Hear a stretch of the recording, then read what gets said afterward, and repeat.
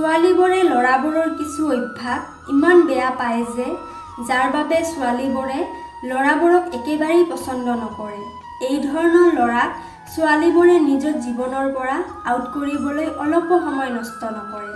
তেন্তে আহক জানি লওঁ সেইবোৰ কি অভ্যাস যাৰ বাবে ছোৱালীবোৰে ল'ৰাবোৰক কাষত আহিবলৈ নিদিয়ে। ফ্ৰেণ্ডছ, ভিডিঅ'টো আৰম্ভ কৰাৰ আগতে আপোনালোকলৈ এটা অনুৰোধ থাকিল যে ভিডিঅ'টো সম্পূৰ্ণ চাব, ভাল লাগিলে এটা লাইক কৰিব আৰু এই ধৰণৰ ভিডিঅ' পিছলৈ চাবৰ বাবে চেনেলটো ছাবস্ক্ৰাইব কৰি ৰাখিব। ছোৱালীবোৰে নিজৰ জীৱনত কিছু পছন্দ কৰিলে বহুত ভাবি চিন্তি কৰে। ঠিক তেনেকৈ ছোৱালীবোৰে ৰিলেশ্যনশ্বিপক লৈ বহুত চুজি হয়।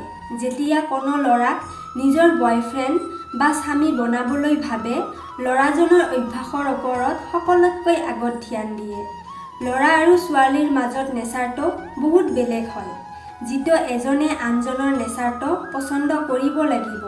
ল'ৰাবোৰে যদি বিচাৰে যে তেওঁৰ জীৱনত এজনী বিশেষ ছোৱালী আহক, তেন্তে ইয়াৰ বাবে তেওঁৰ কিছুমান বেয়া অভ্যাস এৰিব লাগিব, কিয়নো ছোৱালীয়ে তেওঁৰ মেল পাৰ্টনাৰৰ কিছুমান বেয়া অভ্যাস একেবাৰেই পছন্দ নকৰে আৰু জীৱনৰ পৰা উলিয়াই পেলায়। ল'ৰাৰ কিছুমান অভ্যাস ফিমেল পাৰ্টনাৰক বহুত ইৰিটেট কৰে। যদি ল'ৰাবোৰে সেইবোৰ বেড হেবিটবোৰক চেঞ্জ নকৰে, তেন্তে বিনা কাৰণত ছোৱালীবোৰৰ হৃদয়ত ঘৃণাৰ সৃষ্টি কৰি দিয়ে। সেইকাৰণে সেইবোৰ বেয়া অভ্যাস আজিয়েই চেঞ্জ কৰক। নাম্বাৰ 1, মিছা কথা। ছোৱালীবোৰে মিছা কথা কোৱা ল'ৰাবোৰক একেবাৰেই পছন্দ নকৰে, কিয়নো মিছা কথা সিহঁতৰ একেবাৰেই সহ্য নহয়। যিবোৰ ল'ৰাই সাধাৰণতে অজুহাত দেখুৱাই বা কোনো কাম অসাৱধানে কৰে, তেতিয়া ফিমেল পাৰ্টনাৰৰ বহুত খং উঠে। এইটো বেয়া অভ্যাস যিমান সোনকালে এৰে সিমান ভাল। নাম্বাৰ 2, আত্মসচেতনতা। ছোৱালীবোৰে সেইবোৰ ল'ৰাৰ লগত কোনো ধৰণৰ সম্পৰ্ক ৰাখিব নোখোজে, যিবোৰ ল'ৰাই কেৱল নিজৰ বিষয়ে ভাবে আৰু নিজৰ ফিমেল পাৰ্টনাৰৰ পছন্দ বা অপছন্দক উপেক্ষা কৰে। সেইকাৰণে যেতিয়া কোনো ল'ৰা নিজৰ সংগীৰ লগত থাকিব, তেতিয়া কেৱল নিজৰ বিষয়ে নাভাবিব।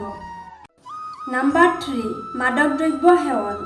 যদিও আজিকালি মাদক দ্ৰব্য ল'ৰা আৰু ছোৱালী দুয়োৱে সেৱন কৰে, কিন্তু যিবোৰ ছোৱালী ৰিলেশ্যনশ্বিপক লৈ চিৰিয়াছ হয়, সিহঁতে এনেকুৱা বেয়া অভ্যাস থকা ল'ৰাক একেবাৰেই পছন্দ নকৰে, কিয়নো চিগাৰেট, মদ এই দুই ধৰণৰ বস্তুৱে ঘৰ আৰু সম্পৰ্ক দুয়োটাকে ধ্বংস কৰি পেলায়। আশা কৰিছোঁ কথাখিনি ভালদৰে বুজি পাইছে। তেতিয়াহ'লে আজিলৈ বিদায় লৈছোঁ। কাইলৈ পুনৰ লগ পাম এটি নতুন ভিডিঅ'ৰ সৈতে। ধন্যবাদ।